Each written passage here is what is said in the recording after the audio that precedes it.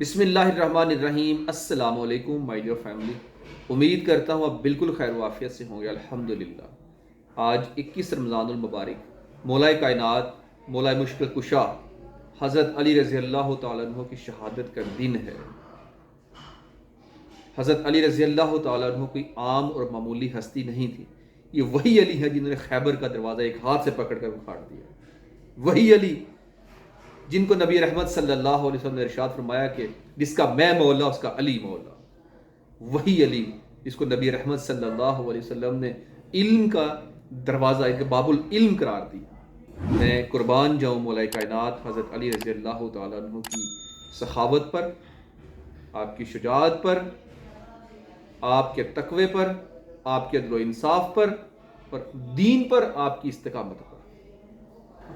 کچھ واقعات آپ کو گوشت گزار کرنا چاہتا ہوں کہ جب جنگ صفین کا ماحول تھا تو حضرت علی رضی اللہ تعالیٰ عنہ نے ایک حاکم مقرر کر دیا کہ جو یہ حاکم فیصلہ فرما دے وہی ہم کریں گے۔ تو ایک ایسا گروہ جو خارجی گروہ جسے کہا جاتا ہے، اس نے کہا کہ اے علی، حاکمیت صرف اللہ کی ہے، آپ کون ہوتے ہو کسی اور کو حاکم مقرر کرنے والے؟ یعنی کہ قرآن کی آیت تلاوت کرتے ہیں لیکن معنی اپنی مرضی کا نکال کر حضرت علی رضی اللہ تعالیٰ عنہ پر معاذ اللہ کفر کا فتویٰ لگا دیتے ہیں۔ کہتے ہیں کہ اے علی، حکم صرف اللہ کا، اس کے علاوہ کسی اور کا حکم نہیں مانا جائے گا۔ آپ کیسے ہمارے خلیفہ ہیں کہ آپ نے ہمارے اوپر ایک حاکم مسلط کر کے کہہ دیا کہ جو یہ فیصلہ کر دے اسی کو مانیں گے؟ ایسا نہیں ہو سکتا۔ تو حضرت علی رضی اللہ تعالیٰ عنہ نے انہیں دلائل بھی دیے کہ بھئی ایسا نہیں ہے، حاکمیت اللہ ہی کی ہے، لیکن یہ قاضی ہیں، یہ جو فیصلہ کریں گے۔ لیکن ان کا دماغ، ان کی عقل کہاں مان رہی تھی؟ تو حضرت علی رضی اللہ تعالیٰ عنہ نے جب دیکھا کہ معاملہ طول پکڑ گیا تو آپ نے فرمایا کہ نبی کریم صلی اللہ علیہ وسلم نے فرمایا تھا کہ اے علی، تیری وجہ سے دو گروہ جہنم میں جائیں گے۔ ایک گروہ وہ ہوگا جو تجھے اتنا پیار کرے گا، اتنا پیار کرے گا کہ تجھے خدا سے بھی بڑھا دے گا، اور ایک گروہ وہ ہوگا تجھ سے اتنا بغض رکھے گا کہ وہ کافر ہو جائیں گے۔ تو نبی رحمت صلی اللہ علیہ وسلم کے اس جانشین خلیفہ چہارم حضرت علی رضی اللہ تعالیٰ عنہ کو یہ تمام تر مناظر نظر آ رہے تھے کہ یہ معاملہ کس طرف جا رہا ہے۔ آپ نے ان کو دلائل سے سمجھانے کی کوشش کی لیکن وہ بدبخت نہ سمجھے، جس پر مجبوراً، مطلب انہوں نے اتنا کیا، بصرہ کے اندر، بدین کے اندر اور ڈیفرنٹ کنٹریز میں جا کے انہوں نے حضرت علی رضی اللہ تعالیٰ عنہ کو معاذ اللہ یہ کہنا شروع کر دیا علی تو کافر ہو گئے ہیں، استغفر اللہ، علی تو کافر ہو گئے ہیں۔ انہوں نے اللہ کو چھوڑ کر کسی اور کو حاکم بنا دیا۔ اب یہاں پہ ایک چیز اور بھی ثابت ہوتی ہے کہ قرآن پاک کو پڑھنے کے بعد اپنی مرضی سے معنی اور مفہوم نکالنے والا انسان گمراہ ہو جاتا ہے۔ اس لیے ہمیں علماء کی، مفتیان اکرام کی ضرورت پڑتی ہے کہ قرآن پاک کو ہم خود پڑھ کر کبھی بھی اس سے نجات حاصل نہیں کر سکتے، کیونکہ ہمارے پاس اتنا علم نہیں ہے کہ قرآن پاک کی گہرائیوں کو سمجھ سکیں۔ اس لیے کسی عالم کے پاس جا کے قرآن پاک کو سیکھنا یہ ضروری ہوتا ہے۔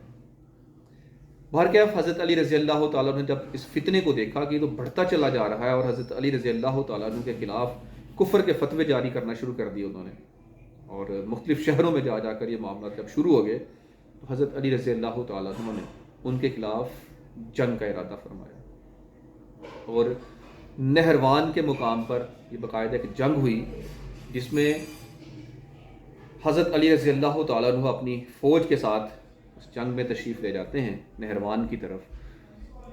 تو اس جنگ کے اندر عبد الرحمن ابن ملجم بھی شامل تھا۔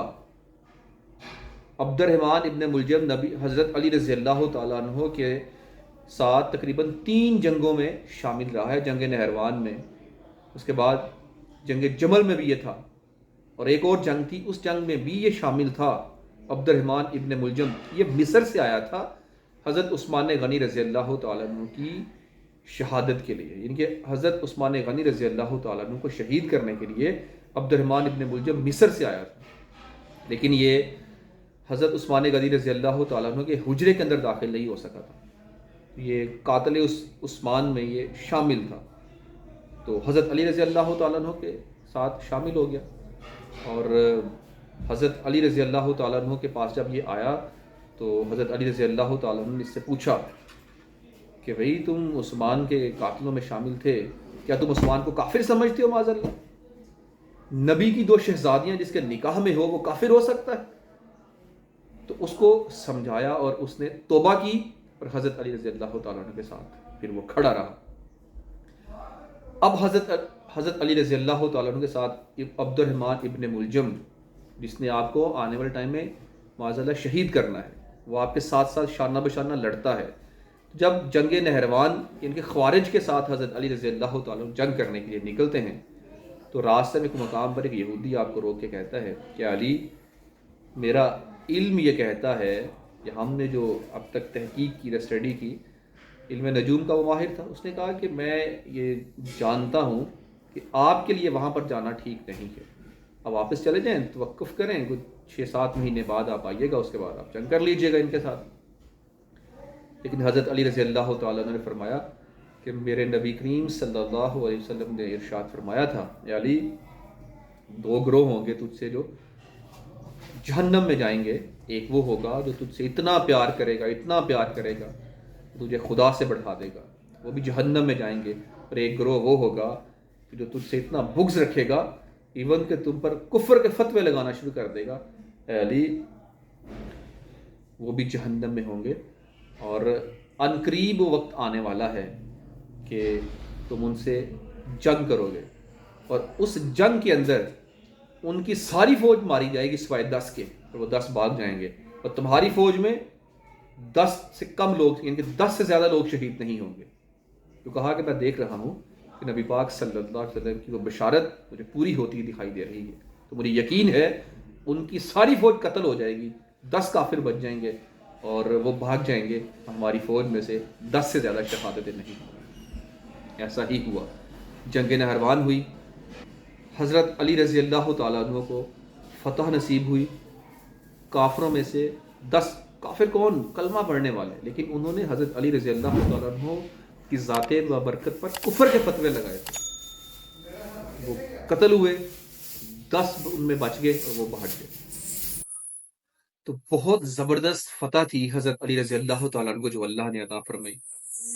جب آپ فتح یاب ہو کر واپس آئے تو لوگ مبارکباد پیش کرنے کے لیے آ رہے تھے، آپ کی خدمت میں بڑے تحفے تحائف پیش کیے جا رہے تھے۔ تو ابن ملجم، عبد الرحمن ابن ملجم کے پاس ایک تلوار تھی جو بہت ہی قیمتی اور بڑی نایاب تلوار تھی۔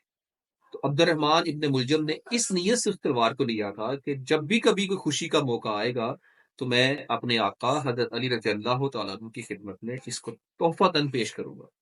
اور وہ تلوار اس لیے بنائی گئی تھی، مصر سے اس تلوار کو بنایا تھا عبد الرحمن ابن ملجم نے، اور بڑی شاندار قسم کی تلوار تھی، بڑا اعلیٰ قسم کا لوہا، اور اس میں ایون کہ اس کے آگے سونے کا بھی استعمال کیا گیا تھا، اور بڑے نگینے اس پر لگائے گئے تھے، بڑے نگ لگے ہوئے تھے، اور بڑے قیمتی پتھر اس تلوار کے اوپر سجائے گئے تھے۔ تو عبد الرحمن ابن ملجم نے اس تلوار کو حضرت علی رضی اللہ تعالیٰ عنہ کے ہدیتاً تحفتاً پیش کی۔ تو حضرت علی رضی اللہ تعالیٰ نے اس تلوار کو لیا، میان سے نکالا، اب کی دھار چیک کر رہے ہیں، اس تلوار کو دیکھ رہے ہیں،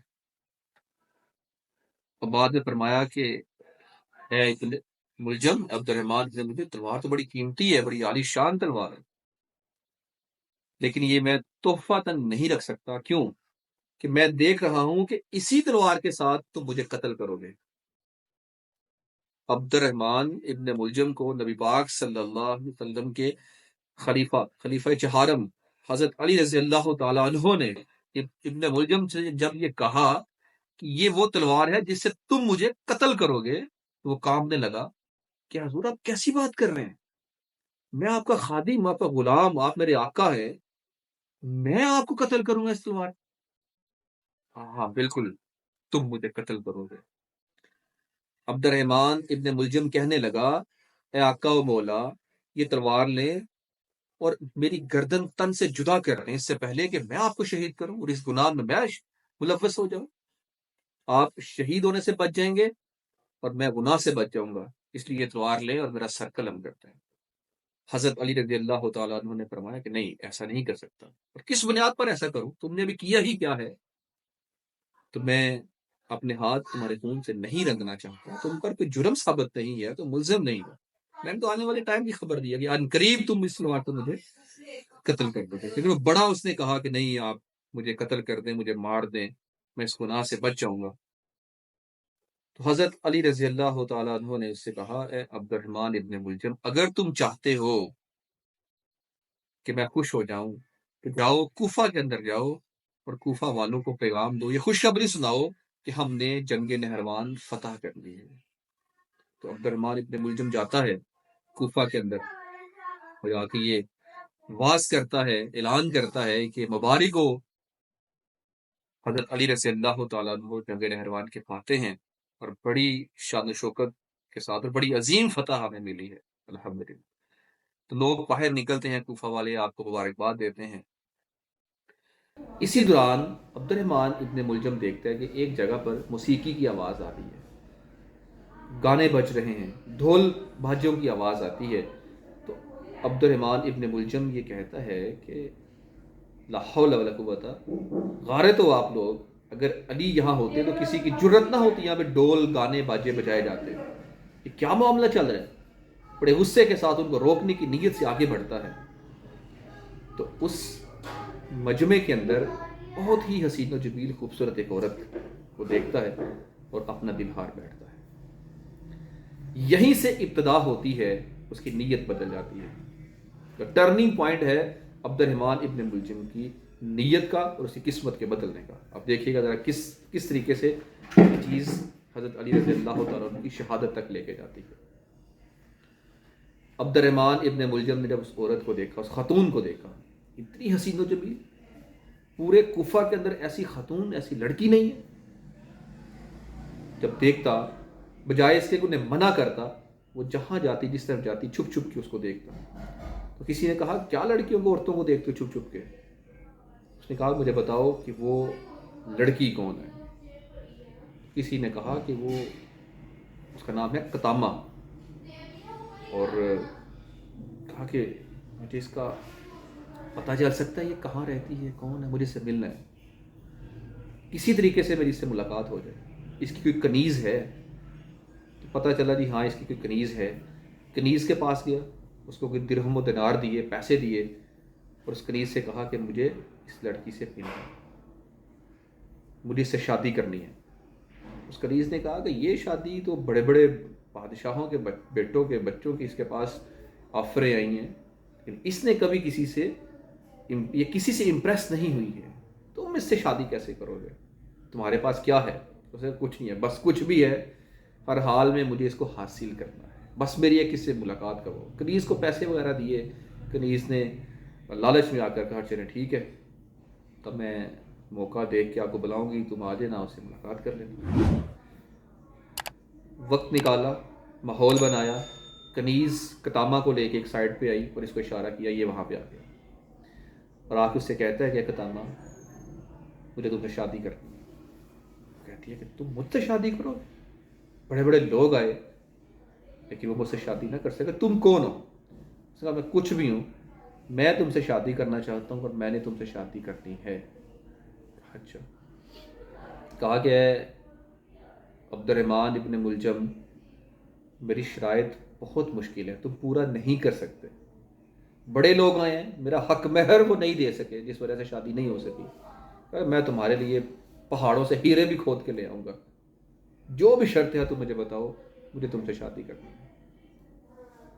کافی بحث و مباحثے کے بعد اس نے کہا، سنو، اگر تم مجھ سے شادی کرنا چاہتے ہو تو میری ایک شرط یہ ہے کہ مجھے حق مہر میں علی کا سر چاہیے۔ پریشان ہو جاتا ہے، علی کا سر چاہیے؟ کہا، علی سے اتنی عداوت، اتنی دشمنی کی وجہ؟ تو وہ کہتی ہے کہ جنگ نہروان میں علی نے میرے باپ اور میرے بھائی کو قتل کیا، لہٰذا میں نے قسم کھا رکھی ہے جب تک علی کا سر نہ مل جائے گا تب تک میں شادی نہیں کروں گی، یہ میری شرط ہے، مہر میں مجھے علی کا سر چاہیے۔ اس نے کہا ٹھیک ہے، کام ہو جائے گا۔ دیکھیں، عورت کی محبت اس طرح غالب آتی ہے کہ وہ بدبخت نیت بدل جاتی ہے، کہتا ہے ٹھیک ہے، کام ہو جائے گا۔ اسی رات وہ کیا ایک یہ جو ہوتے ہیں بڑے جو تلواریں بناتے ہیں اور جو زہر والے جو ہوتے ہیں اس طرح، اس کے پاس جا کے اسے کہتا ہے کہ یہ تلوار ہے، اس کو زہر میں بجھا دو۔ زہر میں بجھانے سے مراد یہ ہوتا تھا پہلے کہ تلوار کو بہت زیادہ گرم کیا جاتا تھا، جب وہ لوہا سرخ ہو جاتا، لال ہو جاتا، تو سب سے زہریلے یعنی کہ زہر کے اندر اس تلوار کو بجھایا جاتا تھا، یعنی کہ اس تلوار کو زہر کے اندر ڈال دیا جاتا اور زہر لگ کے وہ تلوار ٹھنڈی ہوتی تھی۔ تو اس طرح کئی بار کیا جاتا تھا۔ تو اس نے جب دیکھا، اس نے کہا کہ یہ تلوار ہے اور یہ تلوار بڑی قیمتی ہے، بڑی قیمتی تلوار ہے، تم اس تلوار کو سونا لگا ہوا، ہیرے جواہرات لگے ہوئے، اور اس تلوار کو تم زہر میں بجھا رہے، کس کے قتل کا ارادہ ہے؟ اس نے اس کو بھی کچھ پیسے ایکسٹرا دیے، اس نے کہا تم یہ مت پوچھو، یہ مجھ سے زیادہ پیسے، 1000 درہم کی تلوار اس نے تیار کروائی تھی، 1000 درہم اس نے اسی ٹائم دیے کہ یہ لے لو، یہ راز راز ہی رہے، تم نے بتانا کسی کو نہیں ہے، لیکن اس تلوار کو زہر میں بجھاؤ۔ اور کہا کہ سب سے زہریلا ترین جو زہر ہے اس زہر کے اندر اس تلوار کو بجھاؤ۔ معاملہ طے ہو، اس تلوار لی، اس نے ساری رات وہ زہر میں بجھاتا رہا، کئی بار اس تلوار کو گرم کیا، لوہے کو صحیح پگھلایا، پھر زہر میں ڈال کے اس تلوار کو ٹھنڈا کرتا، پھر گرم کرتا، پھر زہر میں ڈبو کر ٹھنڈا کرتا، اور بہت دفعہ اس تلوار کو زہر میں ڈبو کر ٹھنڈا کیا گیا، ان کا زہر آلودہ تلوار ہوگی۔ اس لیے کرتے تھے یہ کہ زخم جب لگ جاتا ہے اس تلوار کا کسی کو بھی، تو تلوار کے زخم سے نہ کسی کی ڈیتھ ہوتی، لیکن زہر جسم کے اندر چلا جاتا اور اس سے ڈیتھ ہو جاتی تھی۔ اس نے تلوار لی اور لے کے چلا گیا مسجد کے اندر، کوفہ کی جامع مسجد میں۔ اسی دوران حضرت علی رضی اللہ تعالیٰ عنہ، آپ کی عادت مبارکہ یہ تھی کہ ایک دن آپ حضرت امام حسن رضی اللہ تعالیٰ عنہ کے گھر میں افطاری کیا کرتے تھے، سحری کیا کرتے تھے، ایک دن امام حسین رضی اللہ تعالیٰ عنہ کے گھر میں سحری کیا کرتے تھے۔ تو 19 رمضان تھی ایک روایت کے مطابق، 19 رمضان، آپ امام حسن رضی اللہ تعالیٰ عنہ کے گھر میں سحری تناول فرما رہے تھے۔ اور جب آپ کی عادت کریمہ یہ تھی کہ سحری میں آپ ستو کا استعمال کیا کرتے تھے۔ ستو سے بات یاد آئی، چلیں چھوٹی سی یہ بھی عرض کرتا چلوں کہ حضرت علی رضی اللہ تعالیٰ نے ایک دفعہ سحری فرما رہے تھے، تو آپ کے پاس کوئی مہمان آ گیا، تو آپ سحری میں ستو لیتے تھے۔ تو مہمان جب آیا تو آپ نے مہمان سے کہا، تو جاننے والا تھا، ہم نے کہا کہ وہ صندوق سے نا وہ سحری نکالو۔ تو مہمان بڑا خوش کہ پتہ نہیں کتنی قیمتی سحری ہے جو اس باکس کے اندر اس سحری کو رکھا ہوا ہے، تالا لگا کے رکھا ہوا ہے۔ تو جب تالا کو کھولا اور اس میں سے ستو نکلے، حضور یہ ستو، اور یہ تو بڑی نارمل سی شے ہے، کوئی بڑی خاص چیز نہیں ہے، اور ستو آپ نے صندوق کے اندر لاک کر کے رکھا ہوا ہے، حضور سمجھ نہیں آئی۔ کہا کہ ستو کو میں نے اس لیے لاک کر کے رکھا ہوا ہے کہ حسد اس کے اندر گھی ملا دیتا ہے، اور مجھے یہ زیب نہیں دیتا کہ دو چیزیں ملا کر میں، یعنی کہ دو ڈشز کے ساتھ میں سحری کروں۔ یعنی کہ یہ قناعت آپ کی چیک کریں، کیسے آپ زندگی گزارتے تھے۔ کہتے تھے کہ یہ دو، یہی پیسہ کسی غریب پر خرچ ہو جائے وہ زیادہ بہتر ہے، تو اس لیے میں نے اس کو چھپا دیتا ہوں۔ بہرکیف امام حسن رضی اللہ تعالیٰ عنہ کے ساتھ سحری تناول کر رہے تھے، تو سحری کے دوران آپ نے فرمایا کہ اے حسن آج کون سا روزہ ہے؟ کہا کہ ابا جان آج 19واں روزہ ہے۔ 19واں روزہ ہے؟ تو اے حسن آج میری اور آپ کی آخری سحری ہے۔ آپ اندازہ لگائیں، امام حسن رضی اللہ تعالیٰ عنہ کے پاس سحری تناول فرما رہے ہو اور اچانک سے خبر دی جائے کہ بیٹا آج میری اور آپ کی آخری سحری ہے۔ امام حسن پریشان ہو گیا، حضور آپ کیا فرما رہے ہیں؟ ہاں بیٹا جلدی کرو، میرا قاتل مسجد میں میرا انتظار کر رہا ہے۔ حضور آپ کا قاتل مسجد میں انتظار کر، ابھی حکم دیں، ابھی اس کو قتل کراتا ہوں۔ نہیں نہیں، اے حسن کس بنیاد پر قتل کرنے جا رہے ہیں؟ اس کا جرم ہی کیا ہے؟ کیا آپ کو قتل کرنے کی نیت سے چھپا ہوا ہے؟ کہا کہ آپ وہ ابھی نیت سے چھپا ہوا، اس نے قتل کیا نہیں ہے، ابھی وہ مجرم ثابت نہیں ہوا ہے، تم کیوں اس کو قتل کرنے کی نیت سے؟ کہا چلے میں اس کو جا کے پکڑوں، اس سے ہٹاؤں، نہیں اجازت نہیں ہے سحری کی۔ کہا کہ وہ وقت آن پہنچا ہے، نبی رحمت صلی اللہ علیہ وسلم آپ کے نانا جان نے فرمایا تھا کہ علی عنقریب تمہاری داڑھی کو سرخ کر دیا جائے گا اور تم اس دن مجھ سے ملنے والے ہو. پورا واقعہ سنایا. کہا کہ امام حسن پریشان ہو گئے کہ ابا جان اجازت دیں آج میں آپ کے ساتھ مسجد میں جاتا ہوں. کہا نہیں، منع کر دیا، اجازت نہ ملی ساتھ آنے کی. حضرت علی رضی اللہ تعالیٰ عنہ مسجد میں جانے لگے نماز فجر کے لیے سحری کے بعد. تو حضرت امام حسن رضی اللہ تعالیٰ نے بطخیں رکھی ہوئی تھی گھر میں. تو بطخیں حضرت علی رضی اللہ تعالیٰ عنہ کے ارد گرد گھوم رہی ہیں. تو آپ نے فرمایا کہ حسن آج بطخوں کو کیوں کھول دیا ہے، یہ آج کہاں سے آ گئی ہیں اس ٹائم؟ تو کہا کہ ان کو لے جاؤ، یہ مجھے نہیں جانے دے رہی ہیں. گویا کہ حضرت علی رضی اللہ تعالیٰ عنہ نے فرمایا کہ حسن، انسانوں اور جنوں کے علاوہ ہر جاندار مخلوق موت کے فرشتے کو دیکھ لیتی ہے. تو انہوں نے دیکھ لیا ہے کہ ملک الموت آ چکا ہے میری روح قبض کرنے کے لیے، اور میرا آپ کے نانا سے ملنے کا وقت آن پہنچا ہے. تو بطخیں مجھے نہیں جانے دے رہی ہیں، بطخیں ٹر کر رہی ہیں، آگے پیچھے گھوم رہی ہیں، ان کو سائڈ پہ کر لو. اب دیکھیں بطخوں کو بھی پتہ ہے کہ ہمارے خلیفہ نبی کریم صلی اللہ علیہ وسلم کے جانشین مولائے کائنات مولائے مشکل کشا اج اللہ کو پیارے ہونے والے آپ مسجد میں تشریف لے کے گئے. تو دو روایات ہیں. ایک روایت یہ ہے کہ جامع مسجد کی سیڑھیوں پہ آپ قدم رکھ رہے تھے، اور دوسری روایت یہ ہے کہ اذان کے بعد آپ مصلی امامت پر کھڑے ہونے والے تھے، کیونکہ ابھی اذان کے بعد ٹائم ہوتا ہے نا نماز کے لیے. تو ابھی آپ وہاں پر مصلی محراب کے پاس پہنچے ہیں. تو عبد الرحمن ابن ملجم محراب سے نکلا اور وہی تلوار لی، اور آپ نے سامنے سے آ کے پیشانی پہ، یہاں پہ آ کے پیشانی پہ وار کیا. حضرت علی رضی اللہ تعالیٰ عنہ کی پیشانی پر ضرب لگی. کچھ صحابہ کرام مسجد میں داخل ہو رہے تھے، انہوں نے دیکھا کہ اس نے حضرت علی رضی اللہ تعالیٰ پر وار کر دیا ہے. تو بھاگتے ہوئے مسجد میں تشریف لائے اور عبد الرحمن ابن ملجم کے اوپر چادر ڈال دی، اور اندھیرا تھا، وہ اس کو پکڑ لیا. وہ بھاگ نہ سکا، اس کی ٹانگوں کو باندھ دیا، اس کے ہاتھوں کو باندھ دیا. اور حضرت امام حسن رضی اللہ تعالیٰ عنہ چونکہ اب باپ تھے اور حضرت علی نے منع فرمایا تھا پیچھے نہیں آنا، لیکن اس کے باوجود بھی دل میں کھٹکا تھا. کیسے رہ سکتے تھے؟ بیٹے تھے نا. باپ کو جب پتا ہو کہ آج آخری ٹائم آ گیا، میرے باپ پیچھے پیچھے چلے آ گئے تھے. اب جب مسجد میں پہنچے ہیں تو حضرت علی رضی اللہ تعالیٰ عنہ اس ٹائم گرنے ہی والے تھے، یعنی کہ امام حسن رضی اللہ تعالیٰ عنہ نے جا کے حضرت علی رضی اللہ تعالیٰ عنہ کو پکڑا اور آپ کو زمین پر لٹا دیا. تو حضرت علی رضی اللہ تعالیٰ عنہ نے اس ٹائم یہ الفاظ کہے، خدا کی قسم آج میں کامیاب ہو گیا. تو حضرت امام حسن نے بابا جان کیسے کامیاب ہو گیا آپ؟ کہا کہ مجھے میرے آقا علیہ السلام نے فرمایا تھا، اے علی جس دن آپ کا چہرہ مبارک، آپ کی داڑھی مبارک خون سے تر ہو جائے گی، سمجھ لینا اس دن ہماری ملاقات ہونے والی ہے. آج میں شہادت کے مقام پر فائز ہو گیا. حضرت علی رضی اللہ تعالیٰ عنہ نے وہاں پہ کچھ وصیتیں کی.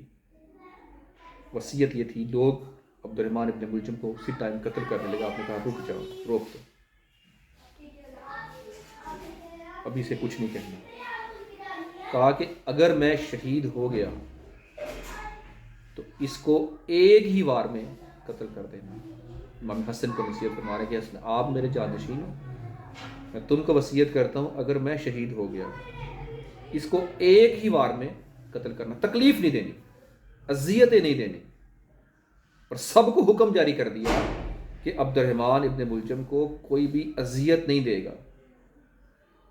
اگر مجھے کچھ ہو جاتا ہے تو ایک ہی وار میں اس کو قتل کر دینا. یہ شریعت کا تقاضا ہے کہ قتل کا بدلہ قتل.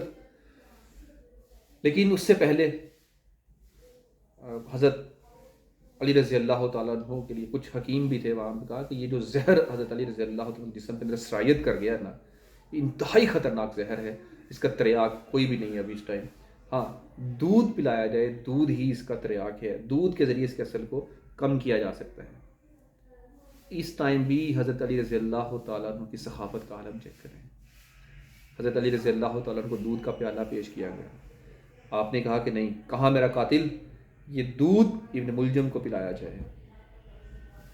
یار قاتل سامنے ہو، آخری وقت ہو، کیا کہا جا رہا ہو کہ دودھ، پتہ ہے کہ یہی علاج ہے، اسی سے ہی کچھ افاقہ ہو سکتا تھا، دودھ ابن ملجم کو پلایا جائے۔ اور ابن ملجم کو جب دودھ پلایا گیا نا، دیا دودھ کے پیو، اس نے ایسے پٹک کے مارا پیالے کو، اس نے کہا کہ مجھے زہر ملا دودھ پلاتے ہو، میں جانتا ہوں یہ سازش کی جا رہی ہے میرے ساتھ کہ میں نے علی کو قتل کیا ہے اور مجھے دودھ پلایا جا رہا ہے کہ اس میں زہر ملا کے کہ میں بھی مر جاؤں۔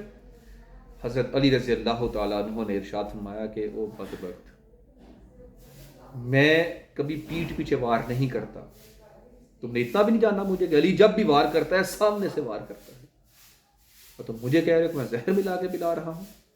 خدا کی قسم اگر تم یہ دودھ پی لیتے، اس بات کا یہ ثبوت ہوتا کہ کل قیامت کو میں حوض کوثر تجھے پلاتا، کل قیامت کو جنت کے لیے تمہاری سفارش میں کرتا اگر تم یہ آج دودھ پی لیتے، میں یہ سمجھتا تم میرے مہمان ہو، اب چونکہ تم نے دودھ کو انکار کر دیا ہے، اب تیرا معاملہ پھر اللہ کے حوالے۔ حضرت علی رضی اللہ تعالیٰ کی 19ویں روزے آپ کو یہ ضرب لگی، 21ویں رمضان کو آپ زہر کے اثر سے اس دنیا فانی سے کوچ کر کے نبی رحمت صلی اللہ علیہ وسلم سے جاتے۔ اس کے بعد آپ اندازہ لگائیں کہ عبد الرحمن ابن ملجم کو جب چونکہ حضرت علی رضی اللہ تعالیٰ کی وصیت تھی کہ اس کو اگر قتل کرنا ہوا تو ایک ہی وار میں قتل کیجیے گا، اس کو کسی بھی قسم کی کوئی بھی اذیت نہیں دینی۔ حضرت امام حسن رضی اللہ تعالیٰ عنہ نے ایسا ہی کرنا چاہا، لیکن حضرت علی رضی اللہ تعالیٰ عنہ کے دوسرے ساتھیوں نے کہا نہیں، یہ مولا کائنات کا اعلیٰ ظرف تھا، یہ ان کی سخاوت تھی، ہم تو اس کو ایسے نہیں جانے دیں گے، ہم تو اس کو اذیت دے کر ماریں گے۔ حضرت امام حسن رضی اللہ تعالیٰ کا کہ نہیں بابا جان کی وصیت یہ کہا ٹھیک ہے وصیت ہے، یہ ان کا اعلیٰ ظرف تھا، ہم ان کے جیسے نہیں ہو سکتے، ہم اس کو اذیت دے کے ہی ماریں گے، اس نے آپ کو کیوں شہید کیا۔